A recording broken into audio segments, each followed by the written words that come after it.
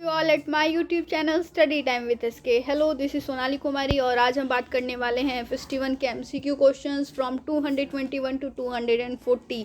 Last के हमने 11 videos में बाकी के क्वेश्चंस कवर कर लिए हैं, तो आपने अगर उन वीडियोस को अभी तक नहीं देखा है तो उन वीडियोस को भी देख लीजिए, वो भी काफ़ी इंपॉर्टेंट है. और पिछले जो 2 एग्जामिनेशन हुए हैं आपकी MCQ बेस्ड, उसमें 70% जो क्वेश्चंस पूछे गए हैं वो हमारे ही वीडियो से पूछे गए हैं. तो आप उन वीडियोस को अगर बहुत ही अच्छे से देख लेते हैं तो फिर आप एक अच्छा मार्क्स सिक्योर कर सकते हैं. चलिए स्टार्ट करते हैं. क्वेश्चन नंबर 221 और ये ब्लॉक 1 से हमने दोबारा शुरू किया है.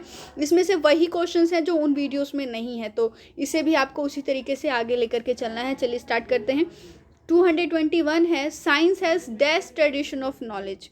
साइंस में किस टाइप का नॉलेज का ट्रेडिशन चलता है? आपके पास ऑप्शंस हैं. ए cumulative tradition, B additive tradition, C addition tradition and D is none. और इसके लिए जो करेक्ट आंसर हो जाएगा वो हो जाएगा ऑप्शन ए क्यूमुलेटिव ट्रेडिशन. इसके अंदर क्या होता है कि जो आपका प्रीवियस नॉलेज होता है उसमें वो बेस बनता है आपके न्यू नॉलेज के लिए, और इसके बाद जो दोनों ही जो प्रीवियस और न्यू नॉलेज हैं दोनों ही एक दूसरे के साथ मर्ज हो जाते हैं, इसीलिए हम इसे क्यूमुलेटिव ट्रेडिशन कहते हैं. समझ गए आप?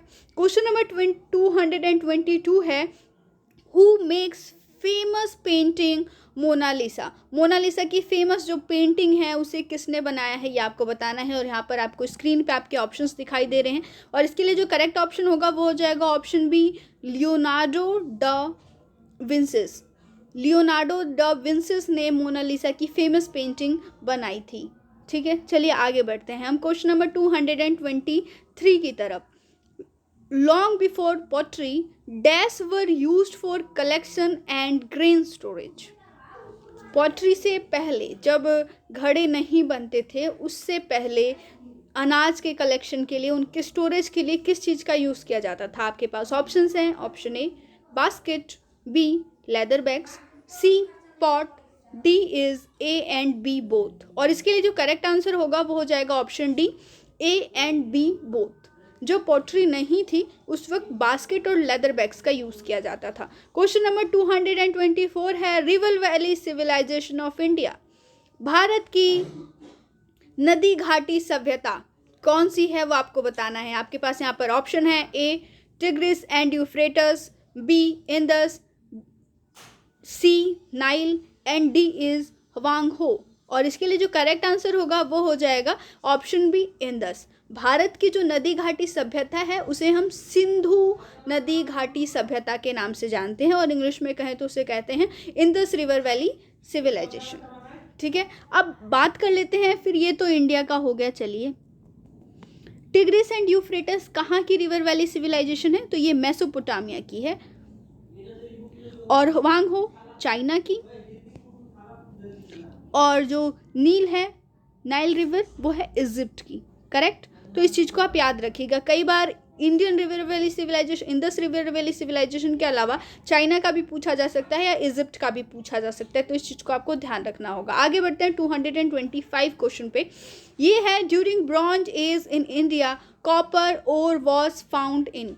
ब्रॉन्ज एज में कॉपर का ओर कहाँ पर पाया गया था ये आपको बताना है. आपके पास ऑप्शंस हैं. A Rajasthan, B Jharkhand, C Kerala and D is Haryana. और इसके लिए जो करेक्ट आंसर होगा वो हो जाएगा राजस्थान.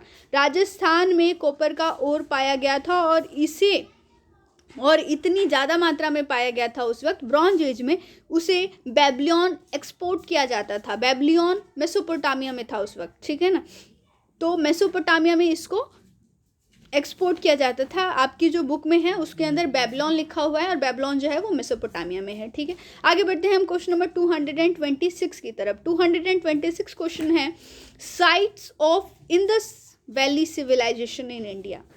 इनमें से वो कौन कौन सी साइट्स हैं जो इंडस वैली सिविलाइजेशन की भारत में अभी मौजूद हैं? आपके पास ऑप्शंस हैं. A Kalibangan, B Ropar, C Lothal and D is all. और इसके लिए जो करेक्ट आंसर होगा वो हो जाएगा ऑप्शन डी ऑल.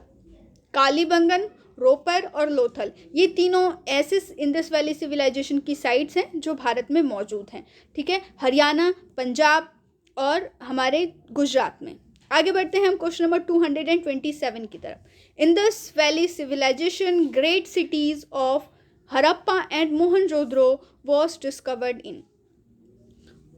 सिंधु घाटी सभ्यता में हड़प्पा और मोहनजोदड़ो नाम की दो शहरों को वहाँ पर डिस्कवर किया गया। तो अब आपको बताना है कि ये दोनों शहर की डिस्कवरी कब की गई थी। आपको मैं बता दूं कि 1921 में इंदस रिवर वैली सिविलाइजेशन की खुदाई चालू की गई थी 1921 में। तो इसे फाउंड किया गया होगा 1920s में, ठीक है ना। तो बी ऑप्शन इसके लिए करेक्ट हो जाएगा। और हड़प्पा और मोहनजोदड़ो दोनों ही इस समय पाकिस्तान में पड़ते हैं। आगे बात करते हैं हम। और एक और चीज़ मैं आपको बता देती हूँ, थोड़ा सा आप और जान लीजिए कि कहा जाता है कि रिवर वैली सिविलाइजेशन जो है वो इससे इसके बीच में रही है 2700 BC से लेकर के 1750 BC तक माना जाता है कि इंदस रिवर वैली सिविलाइजेशन रही है। क्वेश्चन नंबर 228 पर आते हैं। During Indus valley civilisation homes were made up of. Indus valley civilisation के वक्त घर किस चीज़ से बने होते थे? आपके पास ऑप्शंस हैं, ए मड, बी बैम्बो, सी ब्रिक्स, डी कंक्रीट। और इसके लिए जो करेक्ट आंसर होगा वो हो जाएगा ऑप्शन सी ब्रिक्स। और ये क्वेश्चन बहुत ही इंपॉर्टेंट है, पिछली बार पूछा भी गया है आपके एग्जामिनेशन में। आगे बढ़ते हैं हम क्वेश्चन नंबर 229 की तरफ। Question number 229, description of the geometrical theorems and axioms in a text called dash. आपको बताना है कि एक ऐसी बुक जिसके अंदर बहुत सारे ज्योमेट्रिकल थ्योरम्स अवेलेबल हैं, उनका डिस्क्रिप्शन है, एग्जाम्स अवेलेबल हैं, उसे हम क्या कहते हैं? आपके पास ऑप्शंस हैं, A Shulvasutra, B Charaka Samhita, C both and D is none. और इसके लिए जो करेक्ट आंसर होगा वो हो जाएगा ऑप्शन ए शल्वसूत्रा। आगे बढ़ते हैं क्वेश्चन नंबर 230 की तरफ। और अगर आप हमारे चैनल पर नए हैं तो चैनल को सब्सक्राइब कर लीजिएगा, हिट कीजिए बेल का आइकन, ताकि आपको हमारे वीडियोस के रिगार्डिंग सारे नोटिफिकेशन ऑन टाइम मिलते रहें। वीडियो को अपने फ्रेंड्स तक जरूर शेयर करें ताकि आपको एक पॉजिटिव कंपटीशन का इन्वायरमेंट मिले। क्वेश्चन नंबर 230 पे आ रहे हैं हम। Dash was important features of Indus valley cities. आपके पास ऑप्शंस हैं, A public bath, B bricks, C water tank and D is none. और इसके लिए जो करेक्ट आंसर होगा वो हो जाएगा ऑप्शन है पब्लिक बाथ। जो पब्लिक बाथ है वो इंदस वैली की सिटीज़ की एक इम्पॉर्टेंट फीचर रही है। अगर आपने अपनी बुक को काफ़ी अच्छे से स्टडी किया हो और स्पेशली इंदस वैली सिविलाइजेशन का जो पार्ट दे रखा है आपके बुक में काफ़ी अच्छे से एक्सप्लेन्ड है, अगर आप वहाँ पर सभी चीज़ों को अच्छे से पढ़ लेते हैं तो यहाँ पर आपको आंसर टिक करने में बिल्कुल भी कोई भी दिक्कत नहीं आने वाली है। एक और चीज़ की वाटर टैंक भी इंदस वैली सिटीज़ में ही पाई गई थी, तो ये इसकी मेन फीचर नहीं है, ये पाई गई थी वहाँ पर, लेकिन जो मेन फीचर है वहाँ की सिटीज़ की, इंदस वैली की, वो है पब्लिक बाथ।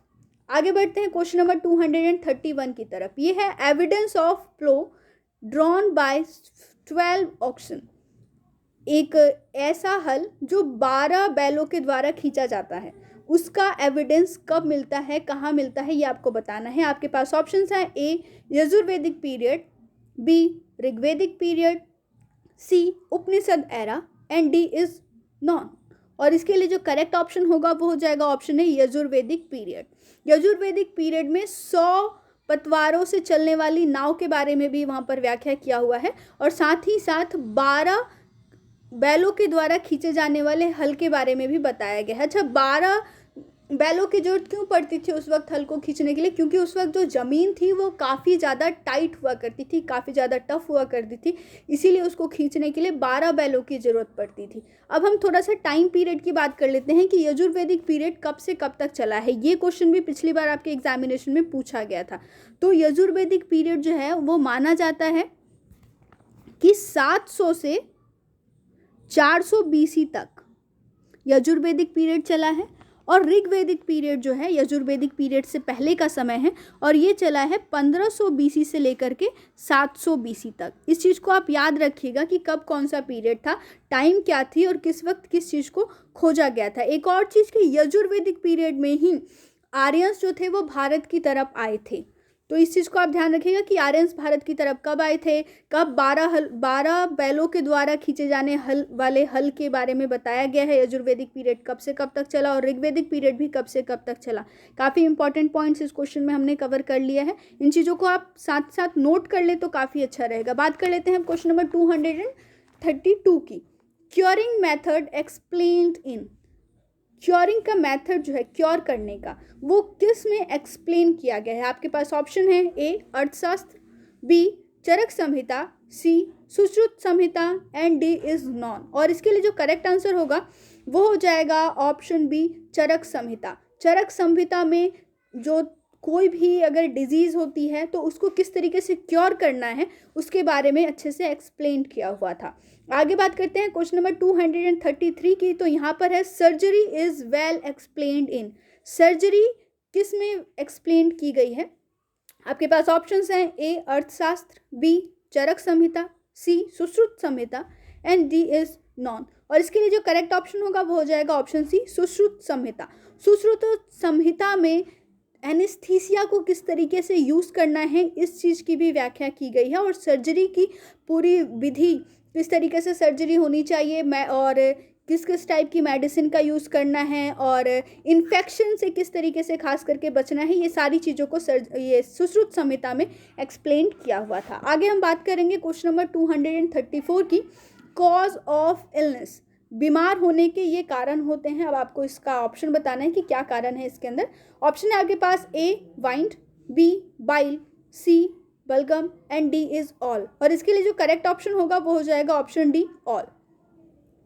एक और चीज की आयुर्वेदा में, अकॉर्डिंग टू आयुर्वेदा, वायु, पित्त और कफ ही कारण होते हैं किसी भी बीमारी को होने के लिए, क्योंकि वायु, पित्त और कफ सभी इंसानों के अंदर विद्यमान हैं, और इनकी जब वैल्यू इम्बैलेंस होती है, जब ये बैलेंस्ड होते हैं तो आप हेल्थी होते हैं, लेकिन जब आप ये इम्बैलेंस होते हैं तो आपके साथ इलनेस आने लग जाती है, आप बीमार पड़ते हैं, बहुत सारे सिम्टम्स आपको दिखाई देते हैं। वो इसी कारण से होता है क्योंकि वायु, पित्त और कफ ये असंतुलित हो जाते हैं।